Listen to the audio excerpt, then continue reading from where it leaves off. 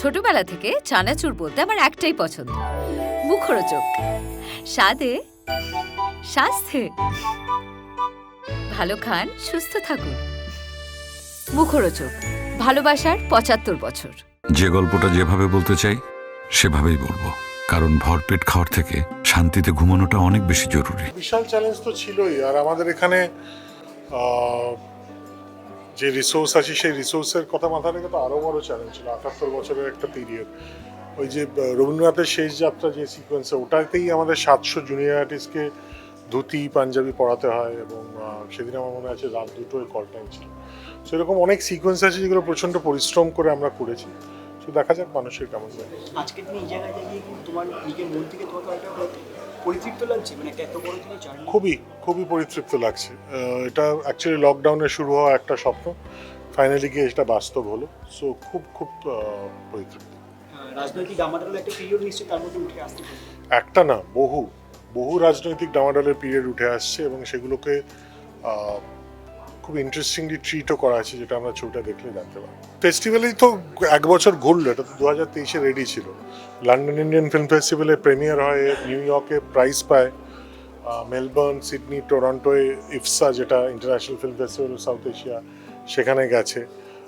International film festival of Kerala, ইন্ডিয়ার সবচেয়ে বড় ফেস্টিভ্যাল যেটা, সেখানে এটার সিলেকশন হয়েছে। সো কোরকের ট্রেলারের শেষে যেভাবে আমরা দেখলাম, আমরা জিজ্ঞেস করি চ্যালেঞ্জিং, সেটা দেখে মনে হলো আক্ষরিক অর্থেই চ্যালেঞ্জিং ছিল, এবং ওকে জিজ্ঞেস করাতে হলো পুরোটাই সৃজিতদার উপরে ছেড়ে দিয়েছি। সেই বিষয়টা নিয়ে যদি একটু বলো এরকম। হ্যাঁ, তো সেটা কোরককে আমি প্রথমেই বলে নিয়েছিলাম যে এরকম একটা সিন আছে, কারণ এই ঘটনাটা সত্যি ঘটনা। সো সেই সিনটা আমি কোনো রকম আপোষ করতে চাইনি, এবং সেখানে সত্যিই যেভাবে একদম জামা কাপড় খুলে ভেঙে পড়েছিলেন মৃণাল সেন, সেটাই আমি দেখানোর চেষ্টা করছি, এবং সেখানে কোরকের পারফরমেন্স খুবই ভালো হয়েছে।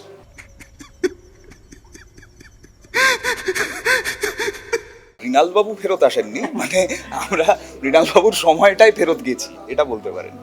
যে চেষ্টা করেছি আর কি, সেই সময়টাকে আমাদের সময়ে দাঁড়িয়ে 2024-এ দাঁড়িয়ে সেই সময়টা, মানে সেই সময়ের মানুষগুলো, সেই সময়ের মূল্যবোধ, সেই জিনিসগুলোকে একবার রিভিজিট করার চেষ্টা করেছি আমরা। এবার এটা এমন একটা সময়, যে সময়টা বাঙালি এখন যে বাঙালি হিসেবে দাঁড়িয়ে রয়েছে, তার যে সাংস্কৃতিক কোডগুলো, সেগুলো তৈরি হয়েছে যে সময়টা, সেই সময়কার গল্প বলে এই ছবিটা। এবার সেই সময়টার মধ্যে দেখুন, মানে 50-এর দশক, 60-এর দশক, 70-এর দশক, এই যে গোটা সময়টা বাঙালি এত কিছু দেখেছে, বাঙালি দেশভাগ দেখেছে, মন্বন্তর দেখেছে, দুটো মহাযুদ্ধ দেখেছে, এতগুলো আন্দোলন দেখেছে, মানে কৃষি আন্দোলন থেকে শুরু করে তেভাগ আন্দোলন, খাদ্য আন্দোলন, নকশাল আন্দোলন, এত কিছু সয়ে বাঙালি যে প্রত্যেক মুহূর্তে তার শিল্পে, সাহিত্যে, সংস্কৃতিতে জানান দিতে দিতে গেছে যে আমি বেঁচে আছি, আমি এত যুদ্ধ সয়েও বেঁচে আছি। এই আমাদের ছবিটা সেই সময়টাকে একটা ট্রিবিউট, সেই সময়টার প্রতি একটা শ্রদ্ধা। ঠিক যেটা করতে চাও সেটাই করবে, আপোষ করবে না। দেখা সাক্ষাৎ তো কোনোভাবেই হয়নি, তবে হ্যাঁ, স্ক্রিপ্ট অনুযায়ী একটা তৈরি করে নিতে হয়েছিল, এবং যা গীতা সেনের রেফারেন্স আছে, ওনার অভিনয় করা কিছু ছবি এবং একটা ইন্টারভিউ আর কিছু স্টিলস আর কি, এটাই আছে। এইটার বেসিসেই পুরোটা করা, এবং তারপর ফ্লোরে সৃজিতদার গাইডেন্স, এবং স্ক্রিপ্টের একটা নিজস্ব, মানে যেটা আমি বলছি কালকেও কিছু ইন্টারভিউজে বললাম যে আমার বেশিরভাগ সিন সব ছিল মৃণাল সেনের সাথে, এবং সেগুলো সব ঘরের ভেতরে বা দুজনের সিন। এবার এই দুজনের সিনের দুজনের যে রিয়াকশন আর কি আলাদা করে, এটা তো ওই দুজন মানুষ ছাড়া আর কেউ ঠিক করে বলতে পারবেন না ওখানে কিভাবে গীতা সেন রিয়াক্ট করেছিলেন ওই সিচুয়েশনে। তো তাদেরকে জিজ্ঞেস করার তো কোনো উপায় নেই, তো সেখানে একটা নিজের মতন করে স্ক্রিপ্ট অনুযায়ী তৈরি করে নেওয়া। গীতা সেন মৃণাল সেনের ব্যাকবোন যেটা বলা হয়, সেটাই উপলব্ধি করতে পারলাম, কারণ আমাদের শিল্পীদের জানো তো, ওই যে সারাদিন এই শারীরিক এবং মানসিক দুরকম খাটাখাটনির পরে বাইরে ওই বাড়িতে গিয়ে ওই সাপোর্টটা, ওই জায়গাটা যদি না থাকে, তাহলে কোনো শিল্পী বড় হতে বোধহয় পারে না। তো সেই জায়গাটা, মানে সেই সাপোর্টটা গীতা সেন সবসময় দিয়ে এসছেন।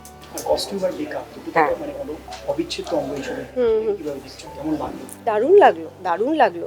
প্রথম দিন যখন লুক সেট হলো, এবং এখানে আমারও একটা প্রস্থেটিক আছে, যেহেতু একদম বিয়ের আগের থেকে একদম মৃত্যু পর্যন্ত পুরো জার্নিটা। তো সেইখানে একদম বেশি বয়সে একটু প্রস্থেটিক আছে, সেটাও করতে হয়েছে। আমি প্রস্থেটিক প্রথমবার করলাম, দারুণ লাগলো, মানে লুক সেটের পর নিজেকে দেখে একটা অন্য মনামিকে দেখলাম।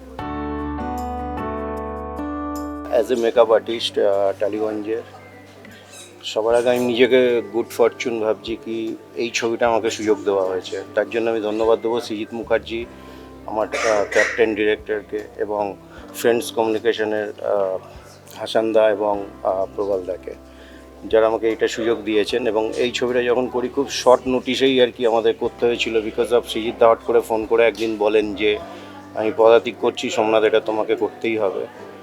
তো তখন অন্য আরেকটা ছবির বাঘাযতীনের সাথে একটা ডেট ক্লাস ছিল, তো তখন ভেবেছিলাম যে শুধু প্রস্থেটিক্সটা করব, কিন্তু তার জন্য যে আরও সহযোগী মেকআপ আর্টিস্ট যাকে ভাবা হয়েছিল সে সেভাবে সাথ দেয়নি আর কি, সে চলে যায় মধ্যপথে আর কি।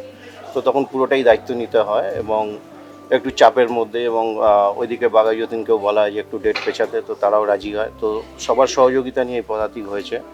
এখন দেখে সত্যি আমার খুবই মানে ভালো লাগছে এবং একটু ইমোশনাল হয়ে পড়ছি, কারণ যদি আরেকটু সুযোগ পেতাম, সবারই মনে হয় সব শিল্পীরই যে হয়তো আরেকটু ভালো করে করতে পারতাম। তো দেখা যাক সবার, এবং সকলের ভালো লাগছে এটা শুনেই আর কি আনন্দ লাগছে।